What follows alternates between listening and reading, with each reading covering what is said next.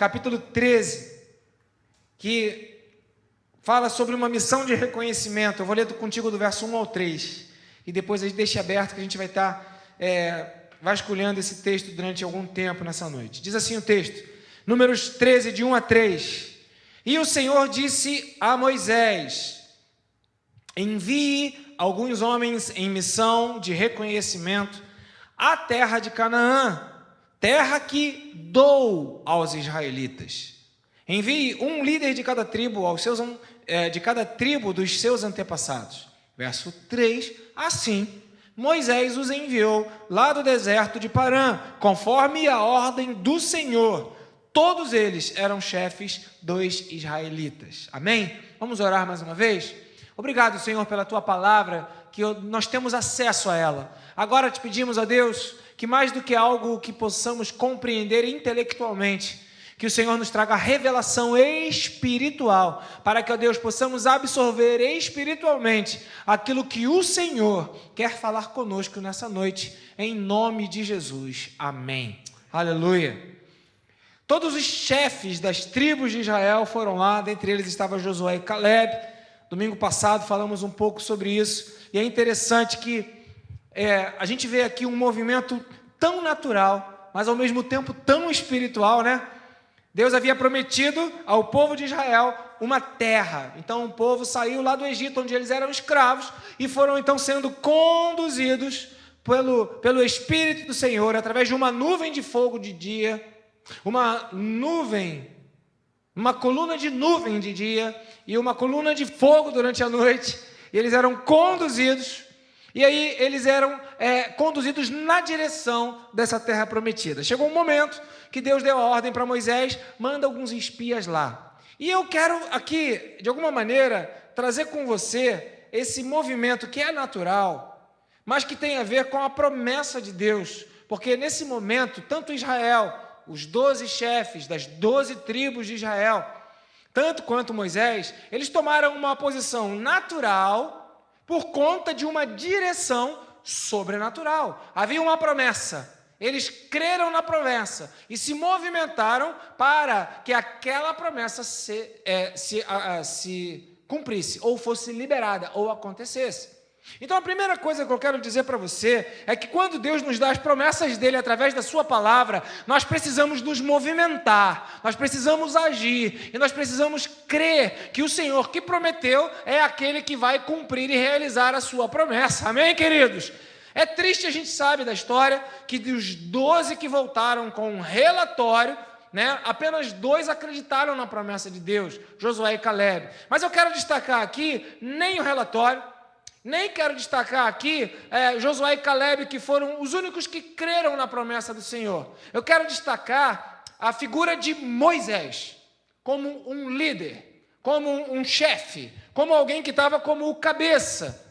Ser cabeça dá muito trabalho, é muita responsabilidade quando você tem ao seu encargo uma série de decisões, uma série de posicionamentos, uma série de movimentos que você precisa fazer. E é interessante que eu estou vendo aqui na vida de Moisés algo que acaba acontecendo com cada um de nós. Aí você fala: pastor, mas eu não sou chefe de nada. Diga assim, sim, eu sou o proprietário. Se não é de nada, é do seu próprio nariz. Combinado? Você é dono da sua vida e você faz com ela o que você quiser.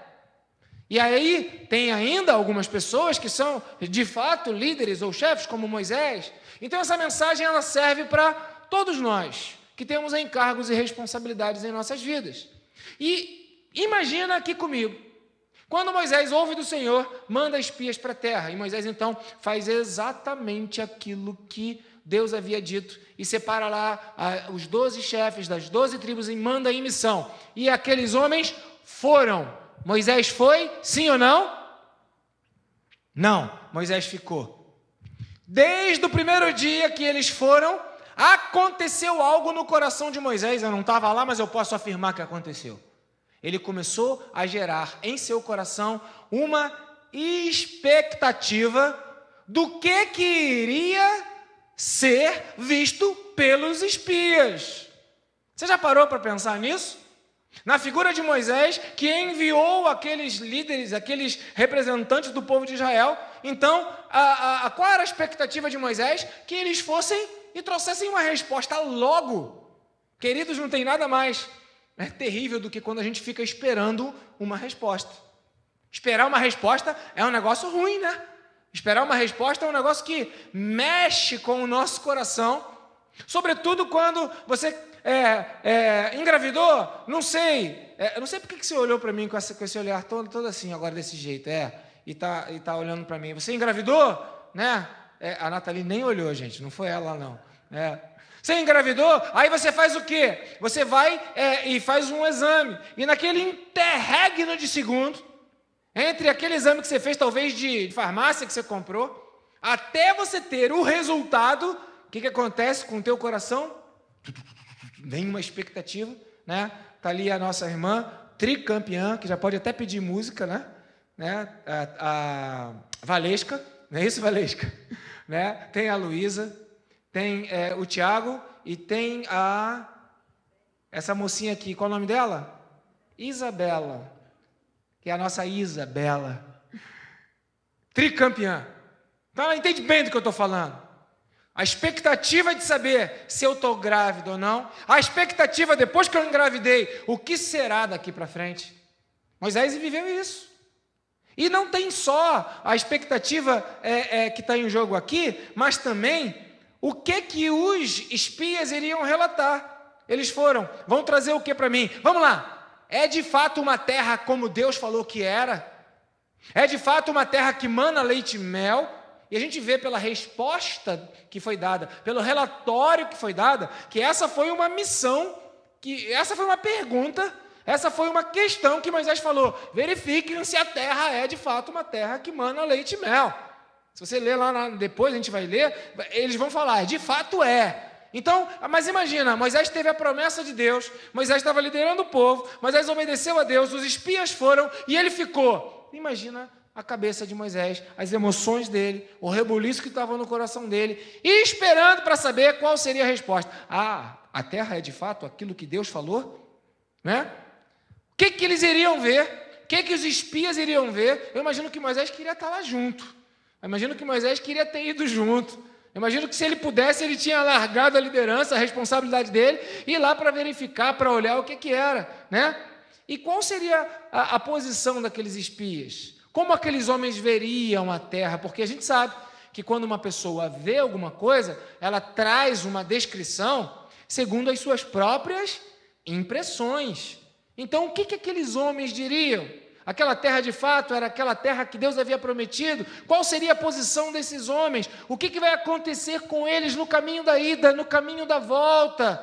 Eles estavam indo para uma terra hostil, para uma terra que haveria ainda de ser conquistada. Eles estariam em segurança? Todos aqueles espias, os 12 espias, teriam êxito na sua missão? Eu imagino a expectativa, a ansiedade, no caso aqui a preocupação, misturada com a fé, com a convicção do poder de Deus, que entraram no coração de Moisés, um homem de Deus, mas um homem.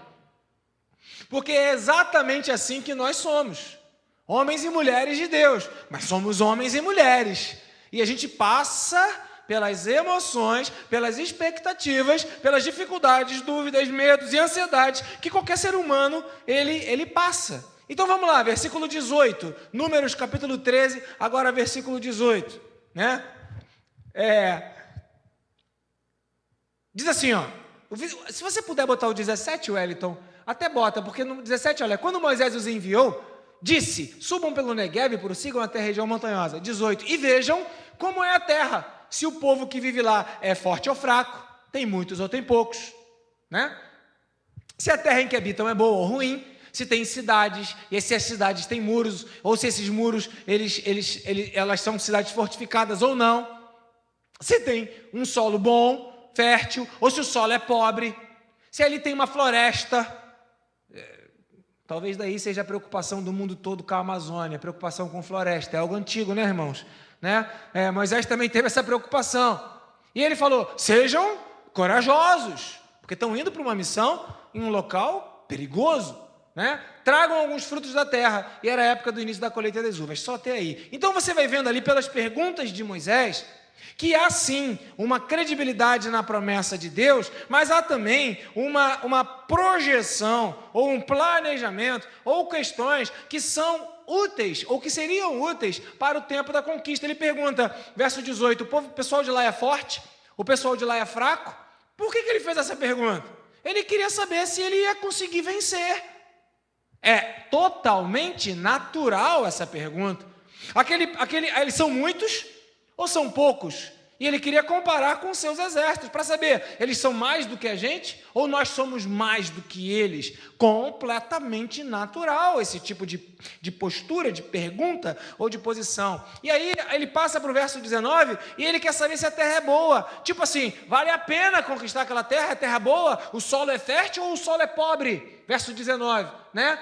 As cidades, né? Como é que são as cidades? Elas são fortificadas? Vai dar trabalho para conquistar?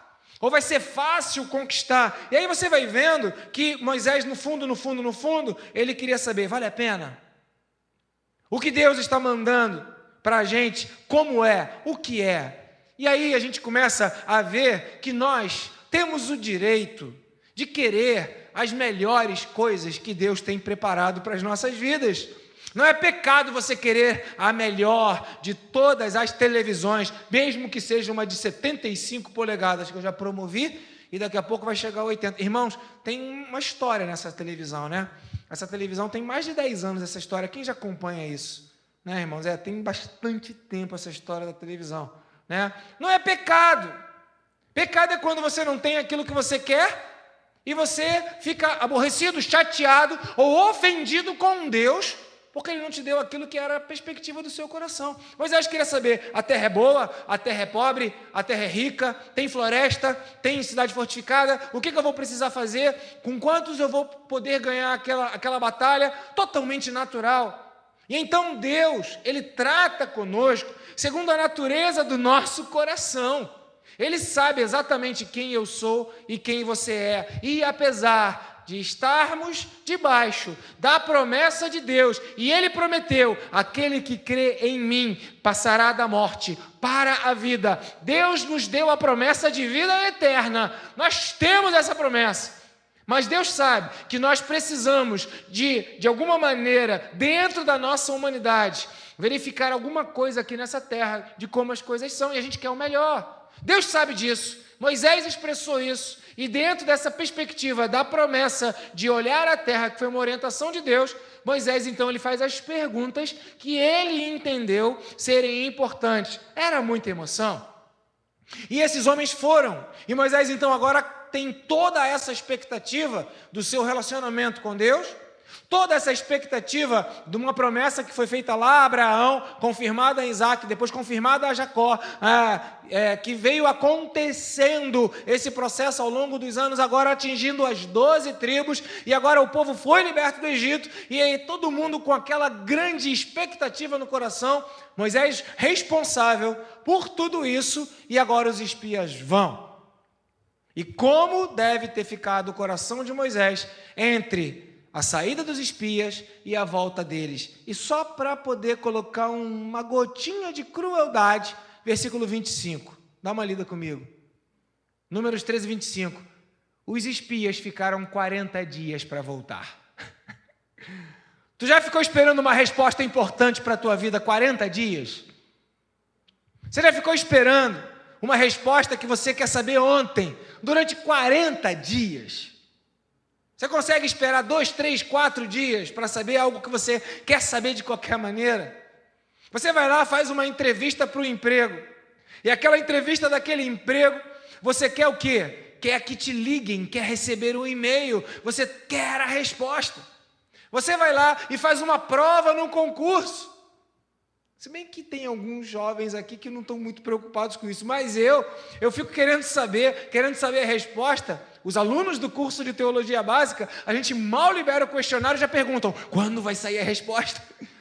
A gente tem avidez, a gente tem pressa em querer ver as respostas daquilo que nós entendemos que é importante. Você já fez algum exame e ficou esperando a resposta para ver qual era o resultado daquele exame? algo que pode, né, definir alguma coisa na sua vida. Gente, a gente quer a resposta para ontem. Moisés também queria. E agora ele está diante de um impacto, de uma missão que foi enviada, ele ficou e ele está esperando. Já pensou em quantas emoções estavam passando no coração desse homem? Então veja, você homem, você mulher de Deus, você que está debaixo da promessa, você também sofrerá emoções. Por isso a Bíblia fala que nós precisamos aquietar o nosso coração e saber que Deus é Deus. As nossas emoções, elas não podem ser aquelas que dominam a nossa fé. A nossa fé não pode ser vinculada à nossa emoção, porque quando as coisas saem exatamente do jeitinho que queremos, então nós nos alegramos. Mas quando as coisas não saem do jeito que nós gostaríamos que saíssem, nós entramos num buraco. Por isso a Bíblia fala em Filipenses, capítulo 4, versículo 12, aprendi o segredo de estar contente em toda e qualquer situação. Que você receba um aprendizado de Deus, de ter um equilíbrio emocional, para que você fique feliz em toda e qualquer situação. Sabe por quê, queridos? Infelizmente, a partir da luz desse texto, né, a gente vai ver aqui que o que estava ruim ainda piorou.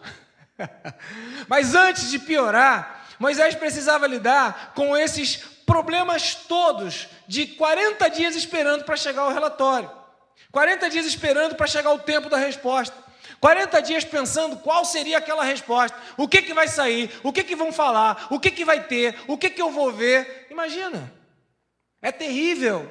E Moisés estava debaixo desse impacto. Porém, debaixo de todas essas emoções, ao fim de 40 dias eles voltaram do reconhecimento daquela terra. Ok? Voltaram. Quando? Não sei, não está escrito. Mas eu sei que aqui é Números 13, 25. E eles só foram falar com Moisés em Números 14, 1. Bota lá, Wellington. Naquela noite... Não é 14, 1, não. Cadê? Onde é que está? 26. 25. Ao fim de 40 dias, eles voltaram na missão de reconhecimento na terra. 26. Eles, então, retornaram a Moisés. Isso. Ué, o que houve aqui? Números, capítulo 13, versículo 26. Eles... estava diferente. Tá. Então, Números 13, 25, diz que eles voltaram ao final de 40 dias. E Números 13, 26, diz que eles então retornaram a Moisés. Entre eles voltarem do reconhecimento. E então, que é uma palavra que dá entendimento de tempo, então eu saí de casa. Olha, eu saí daqui hoje de manhã, fui almoçar na casa da minha mãe. Então, eu saí da minha mãe e fui para minha casa. Vocês estão entendendo?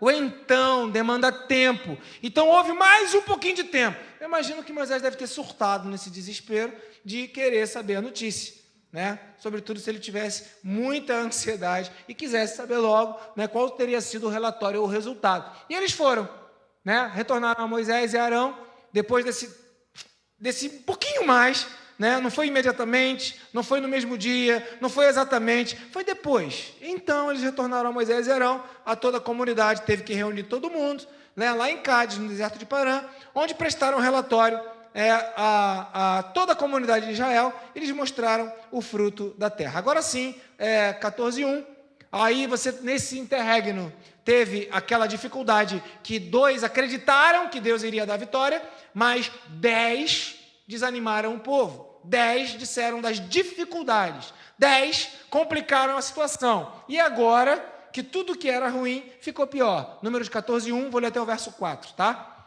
Naquela noite, toda a comunidade, depois de ter sido desanimada pelos 10 espias que trouxeram um relatório, lembra, Moisés estava com a maior expectativa do que eles iriam dizer, e a maioria disse o que ele não queria ouvir.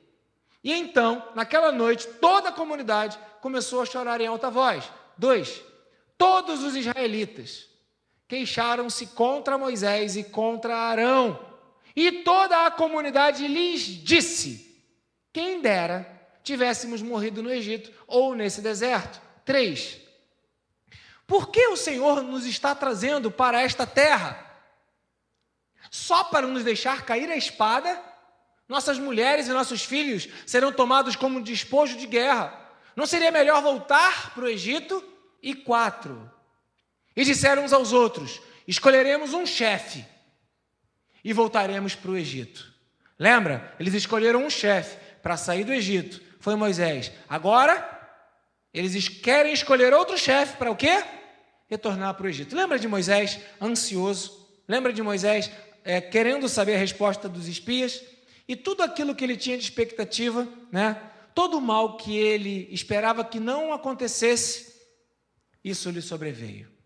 E é nessa hora que a gente vai ver, pelo menos 1, 2, 3, 4 sentimentos que foram acrescidos ao coração de Moisés, quando ele teve a resposta que ele não queria ter. Porque necessariamente nós não teremos a resposta que nós queremos, mas precisamos nos submeter à vontade de Deus, pela fé crer que ela é boa, que ela é perfeita e que ela é agradável e que Deus sabe todas as coisas e que todas as coisas cooperam para o bem daqueles que amam a Deus, daqueles que estão seguindo o seu propósito. Então Moisés recebeu essa primeiro, versículo 1, por favor, 14:1. A primeira coisa que aconteceu com ele, eles começaram a se queixar, começaram a reclamar, verso 2, começaram a chorar, reclamando e queixaram-se contra Moisés e Arão. Então, quando os espias voltaram, debaixo daquela expectativa acumulada durante esses 40 dias, e mais um pouquinho do tempo que os espias falaram, Moisés agora acrescentou ao seu coração um monte de gente reclamando dele. Um monte de gente, criticando a ele. Um monte de gente falando para ele que ele é sua culpa, nós não gostamos da sua liderança, você não fez o que deveria fazer, está errado que você se posicionou. Então, ele recebeu uma série de insatisfações. E é muito ruim quando nós recebemos a insatisfação do outro sobre a nossa vida, né? Ou a gente vai se movimentar para resolver e deixar o outro satisfeito, ou a gente vai simplesmente desistir. Teve um aluno no nosso curso de teologia básica, que hoje à tarde, lá na casa da nossa mãe, não vou dizer qual foi o aluno, a aluna, mas lá na casa da nossa mãe, me falou: olha, não faça questões tão difíceis para as pessoas não desanimarem, porque questões difíceis desanimam os alunos. Eu tenho experiência pedagógica, eu tenho não sei o quê, eu tenho não sei o que lá. E aí eu falei, tá bom, né? E aí você vai vendo, por quê? Porque uma questão difícil na prova, alguém aqui já reclamou de professor em sala de aula porque o professor dava prova difícil? Não, todos aqui são santos, né? Aleluia, glória a Deus. Alguém aqui já reclamou de governo, seja da direita, seja da esquerda? Ninguém, né? Graças a Deus, ninguém reclama de governo. Alguém aqui já reclamou de algum... Não, ninguém fica insatisfeito e ninguém acha culpado para reclamar, né? Ninguém acha, todo mundo fala, as coisas são assim porque tem que ser. Mas não foi assim que aconteceu com o povo de Israel, que talvez não fosse tão santo quanto você é, não fosse tão espetacular quanto você, não fosse tão assim, nível top, blaster, mega, ultra de fé quanto você. Eles meteram o pau em Moisés, começaram a se queixar. Moisés teve que aturar toda aquela insatisfação. Vai somando aí. 2, além disso, verso seguinte, por favor, verso 3. Para que o Senhor está me trazendo para essa terra? Para quê? Aí começou uma coisa interessante, chamada desconfiança. É interessante que a credibilidade demora anos para ser construída. A credibilidade demora, sei lá, um tempão. Mas basta algo que as pessoas não concordem, não gostem, não se sintam satisfeitas, que começam a desconfiar, a colocar em xeque. Foi assim que o povo fez com Moisés. O que adianta vir para o Egito? Deus quer que a gente vá para o Egito? Que Deus é esse? É para a gente morrer? Para a terra prometida, aliás. É para a gente morrer? É para a gente morrer na luta? É para a gente ser destruído pelo povo que está lá? Foi para isso que Deus nos mandou? Deus nos detesta! Eu não confio em Deus! Deus quer a minha morte, não quer a minha vida. E Moisés, você que é o líder de Deus, Foi isso que tu queria com a gente? Tu é mau, Moisés, tu é mau, eu não confio em você. Moisés agora, além da insatisfação, ele experimentou da desconfiança. Eu não sei quando desconfiam de você, mas quando desconfiam de mim, queridos, fica chato. Eu não me sinto feliz. Está somando aí? A expectativa da resposta. Aí quando a resposta chega, que você acha que, que vai sair daquela situação, brum, vem insatisfação, vem desconfiança, tudo nas costas de Moisés. Agora, mais do que isso, não seria melhor voltar para o Egito? Veja, o líder do povo, Moisés amava aquele povo. Moisés queria o melhor para aquela galera, para aquela turma, para o povo de Israel. Moisés dava o máximo de si. E ele então, ele foi uma ferramenta nas mãos de Deus. E ele se colocou como alguém, um instrumento de Deus. Ele queria o melhor para o povo. Agora o povo falou, eu vou voltar para trás. Eu não acredito em você, Moisés. Eu não acredito em Deus. Eu estou insatisfeito com aquilo que você está fazendo. E agora, para mim, é melhor retroceder. Você imagina o sentimento de Moisés diante daqueles filhos que queriam retroceder porque desconfiavam de Moisés? Aí fica uma dica para você que está fazendo o Enem: não desconfie do seu sonho nem da sua capacidade e não retroceda, voltando atrás, dizendo eu não quero mais. Vá em frente, confie e ouça a voz de Deus. Se ele abriu a porta está aberta. E se ele fechou a porta, também não fica lutando, recalcitrando contra os aguilhões. Então veja, Moisés tinha ouvido a direção, o povo acreditou, mas agora o povo desconfiou, eles queriam retroceder. E por fim, além da insatisfação, da desconfiança e do retrocesso do povo que feria Moisés, que amava, e ninguém que ama gosta de ver aqueles que são amados retrocederem. Isso causa mal-estar, isso causa tristeza, causa um sentimento de fracasso. Agora, ainda tinha um último pontinho, o versículo seguinte: eles desprezavam Moisés, Vamos fazer outro chefe. Tu não serve mais, eu não te quero mais. Você já não serve mais para mim. É impressionante a vida de Moisés, como ele teve que enfrentar o desprezo. Eu não sei se você já foi desprezado. Dói. E em alguns momentos, você nem pode dizer do teu sentimento, porque a pessoa que despreza, ela está, na maioria das vezes, furiosa, chateada, desconfiada, como estava aqui o povo de Israel, e tudo isso estava no coração de Moisés. É impressionante a insatisfação, a desconfiança, esse retrocesso das pessoas, do povo de Israel que ele amava, e agora o desprezo que deram para ele. Eu imagino que a cabeça dele deve ter explodido. Eu não sei você, mas se eu estivesse no lugar de Moisés, eu dava uma surtada legal. A gente sofre muita pressão na nossa vida. E como você reage às pressões que vêm a partir das expectativas que são frustradas?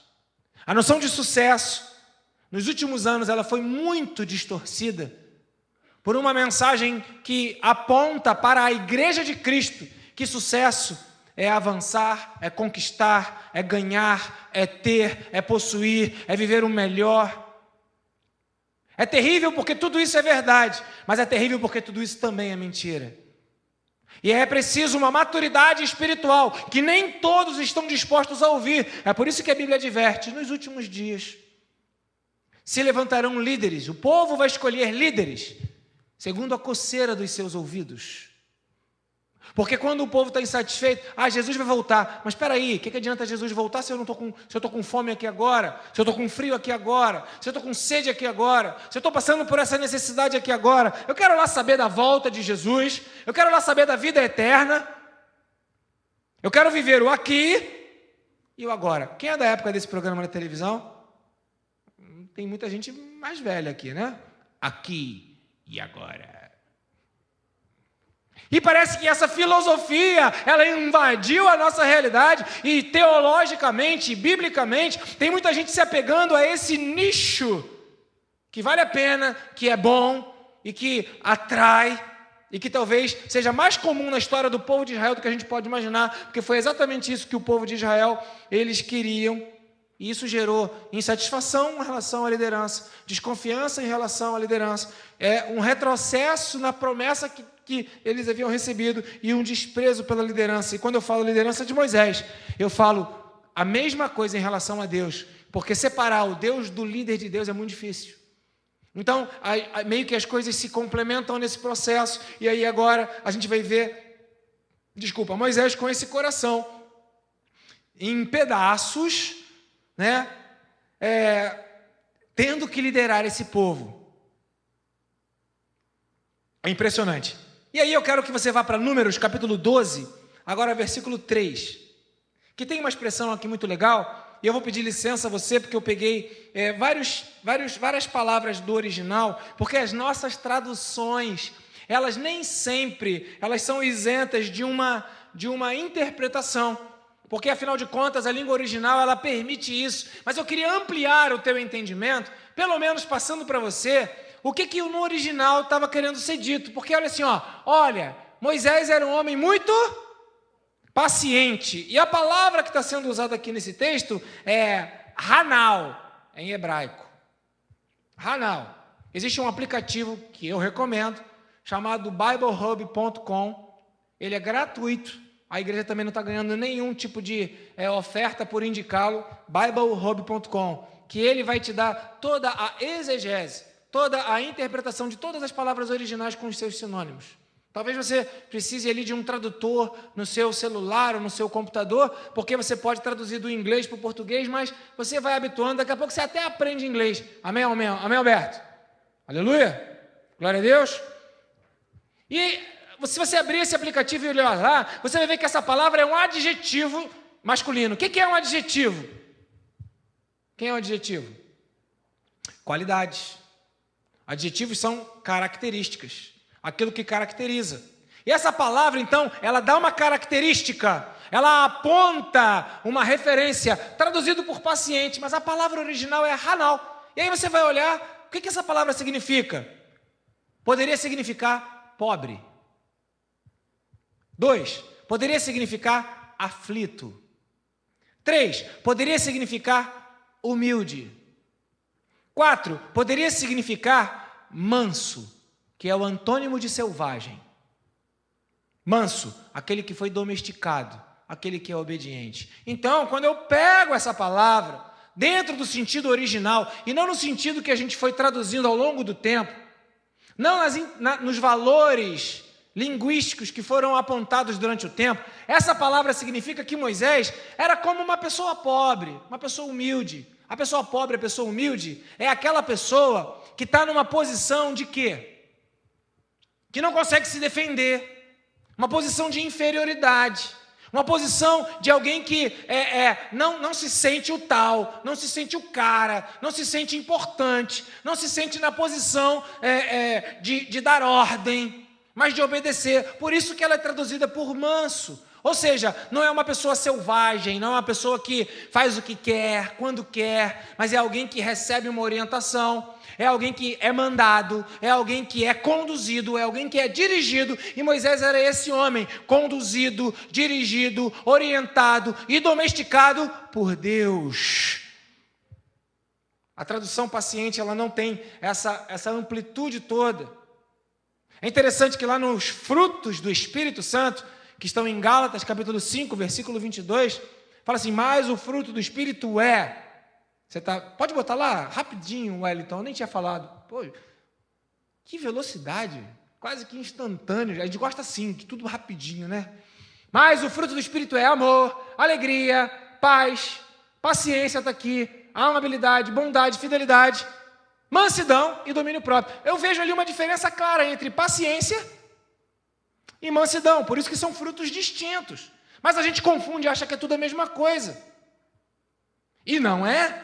Moisés era um homem manso, que agia como se fosse uma pessoa pobre. Sabe o que é aquela pessoa pobre? É aquela que você chama para almoçar. Vamos almoçar? Vamos no restaurante? Aí ela já fala assim, não sei, deixa eu ver. Já teve alguma situação, ou você mesmo já respondeu isso? Não sei se eu quero ir não, deixa eu ver direitinho. Não tem dinheiro para pagar. E aí a pessoa fica assim, aí você fala, não, eu vou te ofertar, eu vou te pagar o teu almoço. Oh, aleluia, onde é que é o restaurante? Entenderam?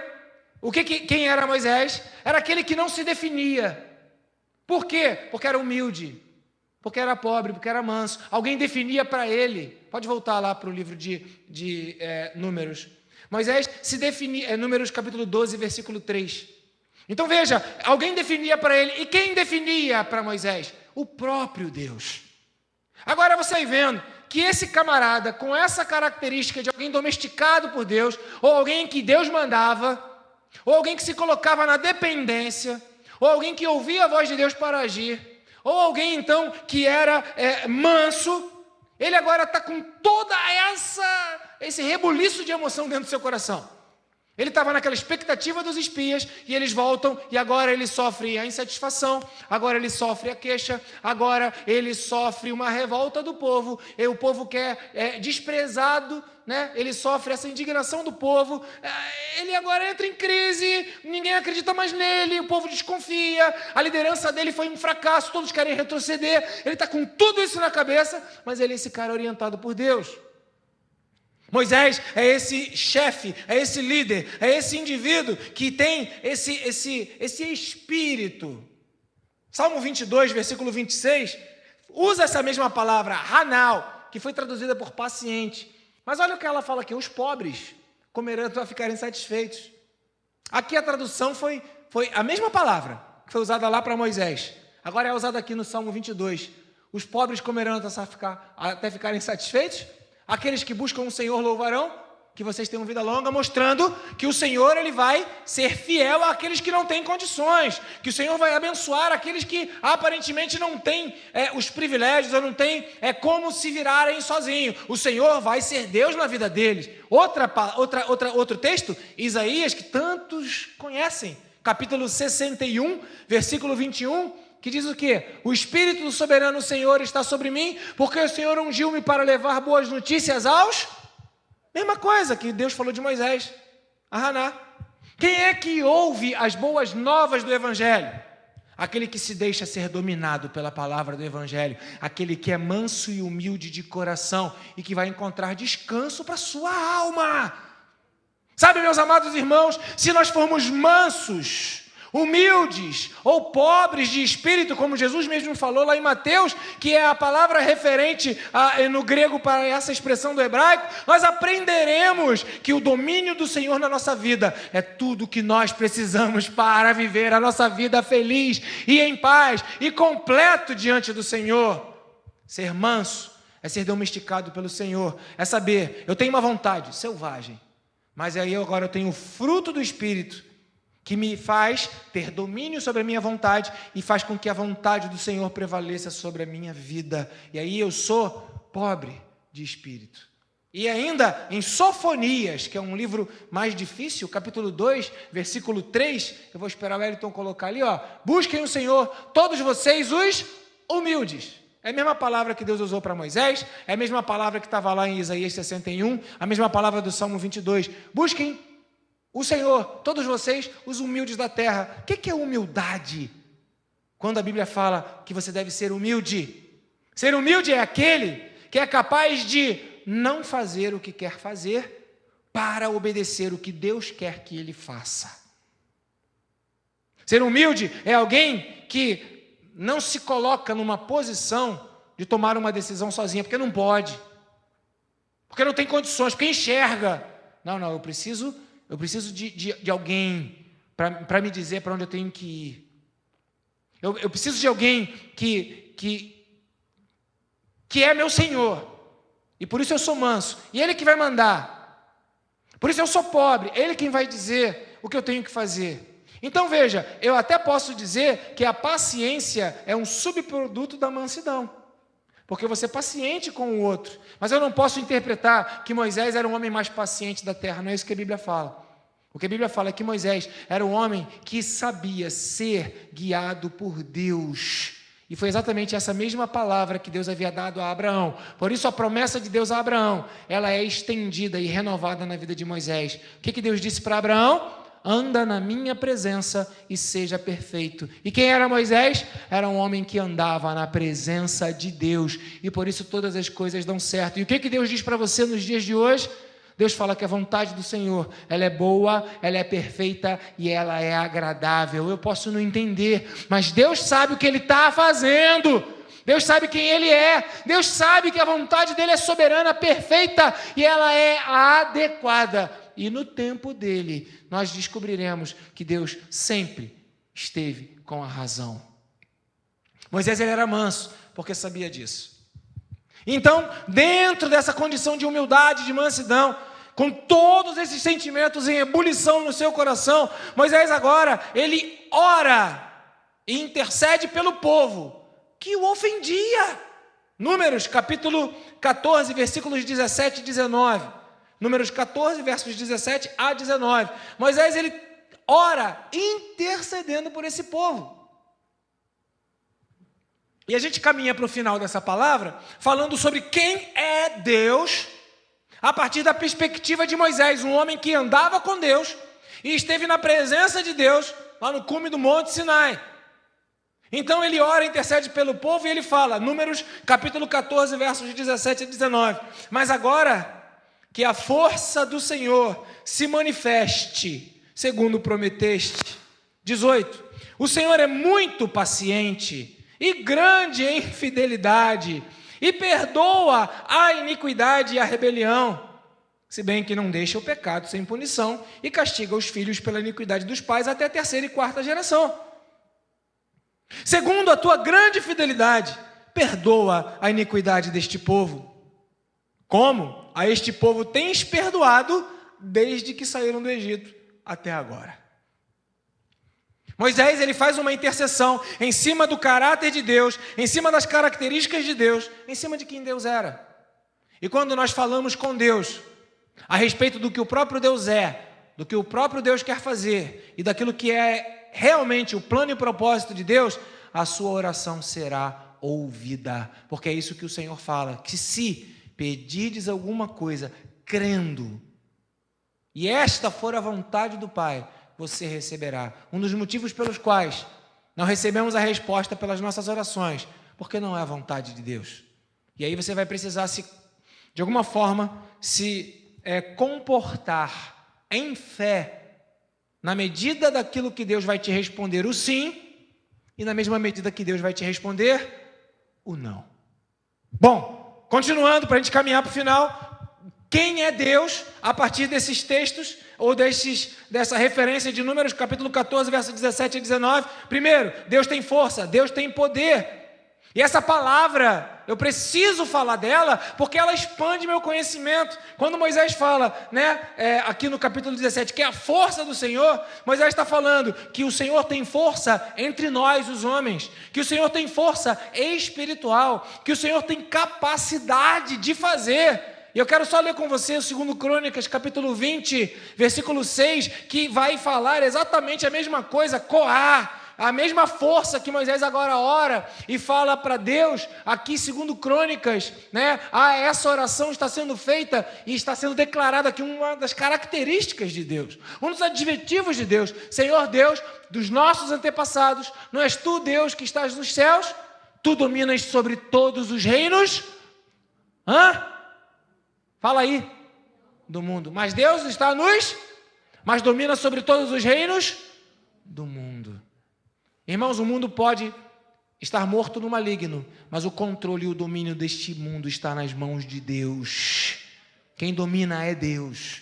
Ele tem todo o domínio no céu, na terra e debaixo da terra. E nenhum fio da nossa cabeça cai, se não tiver a aprovação e o sim de Deus.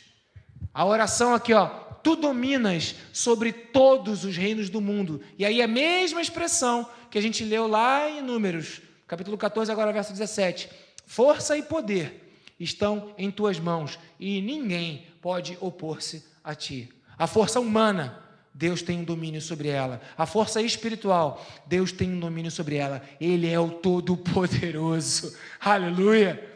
A segunda característica de Deus, que além de ser o Todo-Poderoso, está aqui, a tradução fala Verso 18, Números capítulo 14, verso 18. O Senhor é muito paciente, mas essa palavra paciente, ela é uma composição de duas palavras no hebraico, que significa muito lento em ter raiva. Ajudou a tua interpretação? Né? É erek mais apahim, muito lento em ter raiva. Ou seja, Deus não vai explodir à toa. Deus não vai chutar como é que é? O pau da barraca à toa. Eu não sei de onde veio essa expressão. É interessante até aprender sobre isso historicamente. O que significa isso, né? Mas Deus não vai destruir à toa. Ele não. Ele é lento em irar-se. Ainda que ele não deixe o pecado sem punição. Porque tudo aquilo que o homem semear, colherá. Ele é lento em irar-se. Não confunda um Deus que é paciente ou lento em irar-se com um Deus que não pode fazer nada. Ele é o Todo-Poderoso, ele pode todas as coisas. Como nós confundimos? Como nós confundimos? Quando uma pessoa que tem poder não o utiliza, como nós confundimos chamando-a de fraca? É impressionante, eu não sei se você tem acompanhado algumas notícias, mas um país enorme contra um país pequenininho. Vamos acabar com isso rápido, mas não é o que está acontecendo. Como é impressionante que nós não podemos desprezar a força de ninguém que é pequeno. Quem dirá desprezar a força daquele que tem todo o poder nos céus e na terra, o Todo-Poderoso? Então, é a paciência do Senhor que nos sustenta. E essa é a causa de não sermos consumidos. Romanos capítulo 2, versículo 4, a palavra que correlaciona com essa paciência. Ou será que você despreza as riquezas da sua bondade, tolerância e paciência, não reconhecendo que a bondade de Deus é o que te leva ao arrependimento? Sabe por que você ainda não foi exterminado? Sabe por que você ainda tem tempo nessa vida? Sabe por que ainda não acabou, né? A história ainda não acabou? Porque Deus tem paciência com você. Ele tem lentidão em se irar, porque Ele te ama. Ele quer você. Ele não desiste de nós. Foi a primeira música que nós cantamos. O Senhor não desiste de cada um de nós. Ele tem paciência. Primeira característica de Deus: Ele é todo-poderoso. Segunda característica de Deus: Ele é lento em raiva. Terceira característica de Deus: Ele é bom. Romanos capítulo 2, versículo 4. Ele é bom. E aí, é exatamente esse bom que é traduzido por misericórdia. Quem é bom é quem entende a miséria do coração do outro. E ainda que tenha razão, e ainda que tenha poder, não executa maldade. Pare de achar que Deus é mau, porque coisas ruins estão acontecendo, e porque Ele tem todo o poder. Seria tolice. Deus é justo. Deus é bom, mas Ele é justo. E por causa desses dois atributos de Deus, bondade e justiça, Deus enviou o seu único Filho ao mundo para morrer por nós e por nossos pecados, para que todo aquele que crer nele não morra eternamente, mas tenha vida eterna. Por isso, nós somos justificados mediante a fé em Jesus Cristo. E não morremos, porque fomos justificados pelo Senhor. Porque Cristo morreu, nós estamos vivos. É a bondade do Senhor que é liberada sobre nós. E aí Moisés vai e ora: Senhor, não destrua esse povo. O Senhor é bom. Não destrua esse povo. O Senhor é lento em irar-se. O Senhor tem perdoado desde sempre. Desde lá do Egito o Senhor está perdoando. Por que vai explodir agora? Por que vai perder a paciência agora? Senhor, o Senhor tem poder para fazer o que o Senhor quiser. Com certeza, a força está nas suas mãos. Mas o Senhor é lento em irar-se. O Senhor é lento em executar o juízo. O Senhor é paciente. Senhor, o Senhor é bom. O Senhor conhece a miséria do coração do povo de Israel. Moisés, que estava debaixo de toda aquela pressão, para não dizer até uma opressão, dos seus sentimentos, daquilo que estava na cabeça dele, pela rejeição, pelo desprezo, pelos sentimentos de revolta do povo, de insatisfação, pelo povo querer retroceder, pela expectativa que ele aguardava, ou seja, a frustração que ele teve diante daqueles 10 espias que fizeram aquele estrago no meio do povo. ainda assim, ele sabe quem é Deus e ele ora para Deus segundo as características de quem Deus é. E hoje nós podemos aprender que Deus é o Todo-Poderoso, que Deus é paciente, que Deus é um Deus de bondade e mais do que isso, que Deus ele tem perdão para nos entregar. E eu quero chamar muito a sua atenção aqui quando Moisés fala em Números capítulo 14, verso 19, onde está escrito: segundo a tua fidelidade, perdoa a iniquidade desse povo. Eu falei, mas que perdão é esse? Dia das Mães falamos de perdão, onde filhos perdoam suas mães e ligam e entram em contato com elas, mesmo tendo vivido o que viveram. Onde mães entram em contato com seus filhos, mesmo tendo vivido o que viveram, porque o perdão faz isso. E eu falei, mas o que é perdão? Vamos aprender um pouquinho com essa palavra tão poderosa, né? O que está traduzido por perdão, eu nem anotei a palavra, porque não faz muito importante, não é tão importante para a gente, mas sabe o que é a tradução? Perdoador, ela quer, de alguma forma, concatenar, é que Deus é capaz de suportar e de se manter erguido, mesmo com aquela afronta que foi feita contra ele. Isso é perdão. Deus é capaz de suportar. Perdão é isso. É quando eu e você somos capazes de suportar a maldade, o desprezo, a humilhação. E Moisés vira para Deus e fala: o Senhor é perdoador. O Senhor não é o Todo-Poderoso? O Senhor tem capacidade de suportar tudo isso que esse povo está fazendo contra o Senhor. E Moisés clamava pela misericórdia do povo, não dizendo que o povo não fez o que o povo fez, mas dizendo assim para Deus: o Senhor é capaz de suportar isso. O Senhor é Deus. O Senhor tem todo o poder. O Senhor é perdoador. O Senhor não vai levar essa maldade de um jeito que vai te deixar pesado, que vai te destruir. E quando eu vejo na Bíblia que quando nós estamos em Cristo, nós recebemos o poder para perdoar, sabe o que isso me faz, queridos? Me faz entender que eu recebo uma capacitação de carregar um peso sobre a minha vida, porque é o que a palavra fala, de sustentar esse peso e me manter erguido. Por que o perdão vem? O perdão vem para quando a afronta te lança um peso para te destruir, para te derrubar, para te deixar pesado. O perdão, ele é aquilo que vai te manter de pé, e você não vai ser amassado por conta de um sentimento que te ofendeu, que te chateou, que te aborreceu. E Moisés ora e fala para Deus: Deus, Tu és um Deus perdoador. Aleluia. Aleluia.